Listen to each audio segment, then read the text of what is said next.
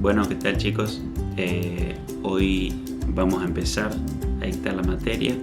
En este primer video les voy a comentar sobre magnitudes, unidades y sistemas dentro de la termodinámica, sus procesos y las variables importantes para analizar los mismos. Bueno, ¿qué tal chicos? ¿Cómo andan?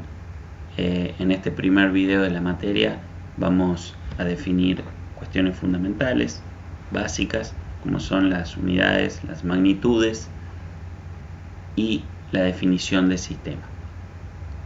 Pero vamos a arrancar por definir el nombre de nuestra materia.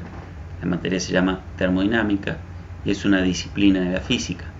El nombre está compuesto por dos raíces, por un lado termo y por el otro lado dinámica. Termo significa calor y dinámica significa movimiento, es decir, es el movimiento generado por el calor o la potencia que desarrolla el calor. En este gráfico tenemos algo que lo vamos a ver varias veces durante la materia, que es básicamente una caldera donde está combustionando una determinada masa que genera calor. Ese calor se transmite a una determinada masa de agua que se vaporiza y ese vapor hace mover un pistón que a su vez a través de una biela hace mover una rueda. Es decir que básicamente la energía química de esta masa que está combustionando termina generando un movimiento circular en la rueda. Por lo tanto, la termodinámica es una disciplina de la física que estudia los intercambios energéticos que acompañan a los fenómenos físico-químicos o bien los cambios de energía que generan estos fenómenos físico-químicos. Otra cosa fundamental es que la termodinámica es una ciencia macroscópica, es decir, solo nos interesan propiedades promedio en nuestro sistema, es decir, presión, volumen, temperatura, pero no los valores a nivel molecular, sino los valores promedio en el sistema. La termodinámica como disciplina de la física se ocupa de dos tipos de problemas. Por un lado, los cambios de energía que acompañan a un proceso o a un cambio de estado termodinámico del sistema, o al revés, como dijimos antes, determinar qué cambio de estado se produce por un determinado cambio de energía. Es decir, si nosotros le damos energía a un dado sistema, ¿qué cambio de estado producirá? Y en la segunda parte de la materia vamos a ver el segundo tipo de problemas de los que se ocupa la termodinámica, que son los problemas relacionados al equilibrio termodinámico, o cuáles son las condiciones que se deben cumplir para que haya un equilibrio entre distintas fases. La termodinámica, como toda disciplina de la física, utiliza magnitudes o dimensiones, y esas magnitudes o dimensiones tienen unidades asociadas, ¿sí? Por ejemplo, acá definimos 5 magnitudes: la masa, la longitud, el tiempo, la temperatura y la cantidad de sustancia. Esas magnitudes básicas tienen unidades asociadas a sí.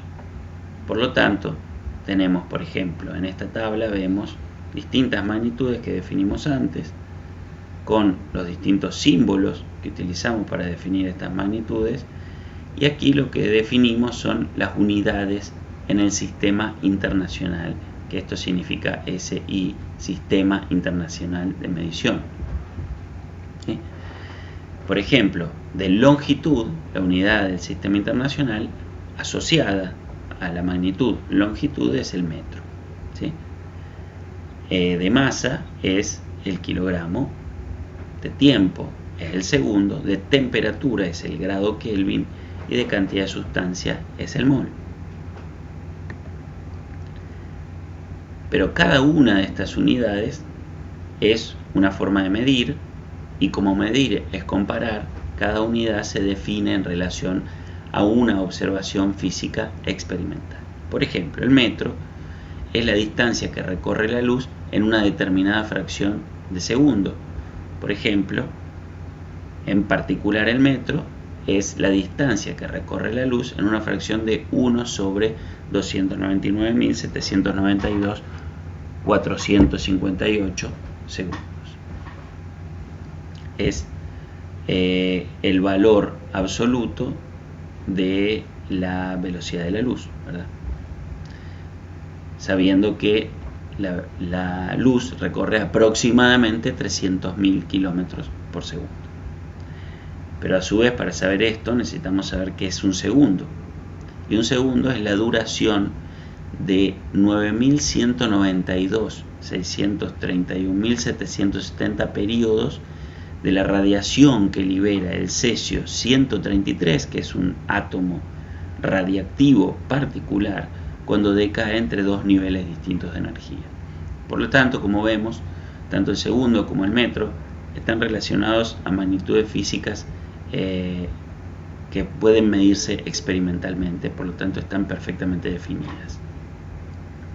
A su vez, el mol es una colección de 6,02 0221476 por 10 a la 23 partículas, ¿sí? Este número es lo que definimos como número de Avogadro. Ahora bien, el grado Kelvin y el kilogramo se definen a partir de otras constantes físicas, como son la constante de Planck y de Boltzmann y la frecuencia de transición del cesio 133 para el grado Kelvin, y la constante de Planck, la velocidad de la luz y la frecuencia de transición del cesio 133 para el kilogramo. Las unidades derivadas son obtenidas por combinación de las unidades básicas que definimos previamente. Entonces, por ejemplo, son muchas, yo solo aquí les puse 4, pero podemos calcular cuáles son las unidades derivadas en el sistema internacional para distintas cantidades, como por ejemplo la fuerza. Nosotros ya definimos lo que era la masa y a través de longitudes y tiempos podemos definir lo que es la aceleración. Si sabemos que la fuerza es masa por aceleración, de acuerdo a las leyes de Newton,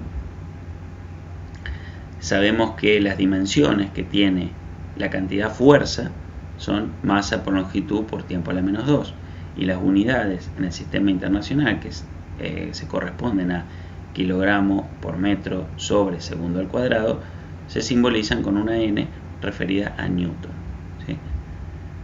El área, por ejemplo, se define como una cantidad dada por la multiplicación de una longitud por otra longitud perpendicular.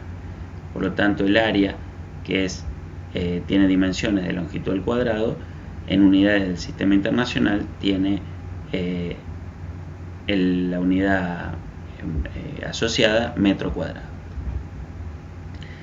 La presión se define como una fuerza ejercida en un área perpendicular a la misma. Por lo tanto, lo que tendríamos son las dimensiones de fuerza dividido las dimensiones de área que definimos aquí. Por lo tanto, son metro sobre longitud a la menos 1, porque aquí tenemos longitud a la 1 dividido a longitud a la menos 2, nos queda longitud a la menos 1 por tiempo a la menos 2. Esas unidades en particular, es decir, en el sistema internacional, kilogramo sobre metro segundo cuadrado, es lo que define el pascal, que es la unidad del sistema internacional asociada a la presión. Y para la energía tenemos, por ejemplo, que es fuerza por distancia. Por lo tanto, son las unidades de fuerza, que son kilogramo metro sobre segundo cuadrado por una distancia que es metro. Entonces nos queda kilogramo por metro cuadrado sobre segundo cuadrado, y a eso en el sistema internacional se lo define como el joule. A su vez, hay prefijos que podemos utilizar para las unidades del sistema internacional. El prefijo 10 a la menos 9 implica el nano, por lo tanto, si por ejemplo tuviéramos el metro, tendríamos el nanómetro. Un nanómetro es 10 a la menos 9 metros. El micro es 10 a la menos 6 metros. Por ejemplo, un micrómetro es 10 a la menos 6 metros. Y así también, por ejemplo, para definir cantidades mayores. Por ejemplo, el mega o el kilómetro, que son 10 a la 3 por el metro, es decir, 1000 metros, se llama kilómetro. A su vez hay otros sistemas de unidades que no están tan bien definidos como el sistema internacional, como pueden ser el sistema inglés, donde tenemos determinados valores de equivalencia entre los valores de las unidades del sistema internacional con respecto a otro sistema de medición como el sistema inglés. Y aquí tenemos algunas conversiones. Otro principio fundamental que se define a partir de haber definido dimensiones y unidades asociadas es el principio de homogeneidad dimensional, que tiene dos puntos que tienen que respetar claramente en toda resolución de problemas que tengan que ver con termodinámica, pero que tengan que ver con física o con química o con cualquier materia de ciencias exactas. Estos dos ítems que conforman el principio de homogeneidad dimensional son que las dimensiones a la izquierda y a la derecha de una ecuación deben ser iguales, y por otro lado que las magnitudes o dimensiones diferentes no pueden sumarse ni restarse. Es decir, todos los miembros de una suma tienen que tener la misma magnitud y todos los miembros de una resta lo mismo. Por otro lado, en los sistemas termodinámicos que ya vamos a definir, tenemos distintas propiedades que se pueden medir. Las propiedades intensivas o las propiedades extensivas. Las propiedades intensivas son aquellas que no dependen de la cantidad de materia del sistema y que no son aditivas. Es decir, si yo sumo una determinada masa con una dada temperatura o con una dada presión o con una dada densidad, no la puedo sumar cuando agrego más materia. No puedo sumar la temperatura de la primera masa de materia con la temperatura de la siguiente masa de materia que sumé, ¿sí? Sino que estas cantidades no son aditivas y no dependen de la cantidad de materia del sistema, sino que tienen que ver con una cantidad promedio, como ya vamos a ver más adelante. A su vez, hay propiedades extensivas que sí dependen de la cantidad de materia y que sí son aditivas, como por ejemplo la masa. Si yo sumo 5 kilos de una dada masa con 2 kilos de una dada masa, lo que voy a obtener son 7 kilos de esa masa, ¿sí? Lo mismo pasa con el volumen o con las energías, que ya vamos a ver que las energías son propiedades extensivas. A su vez podemos definir como una propiedad intensiva las propiedades específicas, que son las propiedades extensivas pero divididas la cantidad total de masa. Entonces podemos definir, teniendo un volumen, por ejemplo 24 litros, si sabemos qué masa tenemos en ese volumen, podemos calcular el volumen específico, que es el volumen total dividido la masa total que tengo, y lo que me dará va a ser en unidades de volumen respecto de masa. Por lo tanto, lo que voy a saber van a ser los litros por gramo, por ejemplo, que ocupa una determinada sustancia. Lo mismo pasa con las energías, energía interna, entalpía o la misma entropía, que ya vamos a definir más adelante. La energía interna, lo que me voy a tener van a ser unidades de energía respecto de la masa. Por lo tanto, serán joule por kilogramo, por ejemplo.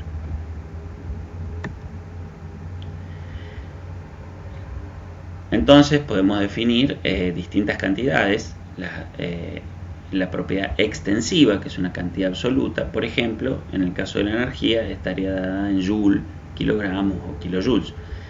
La específica es la que se define como la energía por unidad de masa, por lo tanto sería en joule por kilogramos si estamos trabajando con el sistema internacional. A su vez también podemos definir caudales, que es lo que estábamos definiendo inicialmente como cantidad absoluta, que era por ejemplo la energía, por unidad de tiempo. Entonces la energía por unidad de tiempo me queda joule por segundo, que es lo que se define en el sistema internacional como watt. Sin embargo, también podríamos pensarlo en un volumen que entra en un determinado espacio por unidad de tiempo, ¿sí? Y nos quedaría volumen por unidad de tiempo, nos queda metros cúbicos por segundo, nos da un caudal, es decir, un caudal volumétrico en ese caso. Y otra de las maneras de definir magnitudes y sus unidades asociadas son los flujos. La energía, por ejemplo, antes definimos como cantidad absoluta la energía. Un flujo es la energía por unidad de tiempo, por superficie transversal a través de la cual entra o sale del sistema. Entonces lo que tendríamos son energía por unidad de tiempo por superficie. Entonces me quedaría joule sobre segundo metro cuadrado. Y eso se define como watt sobre metro cuadrado en el sistema internacional. Ahora, por último, vamos a definir lo que es un sistema. Un sistema es una convención, una manera de analizar el universo que tenemos dentro de las ciencias exactas, y lo definimos como la porción o parte del universo que se quiere estudiar, ¿sí? Esa porción queda delimitada respecto del resto del universo por una dada frontera, ¿sí? Y esa dada frontera puede ser física o imaginaria, ¿sí? Aquí tenemos una totalmente arbitraria, una línea de puntos que define al interior un sistema, y todo lo que queda por fuera lo vamos a denominar entorno, que es básicamente el resto del universo excepto el sistema. Todos los cálculos que haremos durante la materia involucrarán intercambios de materia o energía a través de esta frontera, ¿sí? Habiendo definido sistema, podemos definir tres tipos de sistemas de acuerdo al tipo de intercambio que hacen con el entorno. El sistema abierto, que intercambia masa y energía con el entorno. El sistema cerrado, que intercambia solo energía. Por ejemplo, este vaso está abierto, intercambia masa y energía con el entorno, ¿sí? Se le puede dar calor y se le puede agregar más agua o sacarle agua. El sistema cerrado intercambia solo energía, es decir, solo se le puede dar o quitar calor, pero no podemos retirar materia del interior. Y el sistema aislado no intercambia ni calor, básicamente ni energía, ni masa, ni materia, ¿sí? Por lo tanto, la masa o la materia que está en el interior no puede entrar ni salir del sistema, así como tampoco se puede calentar ni enfriar, ¿sí? Como dijimos recién, el entorno es la porción del universo que está fuera de los límites del sistema, y nosotros dentro de la termodinámica podemos hacer mediciones al interior del sistema o podemos hacer mediciones en el entorno del sistema. Y a partir de las mediciones que hacemos en el entorno podemos inferir lo que le pasa al sistema, o a través de las mediciones que hagamos en el sistema podemos inferir lo que le pasa al entorno.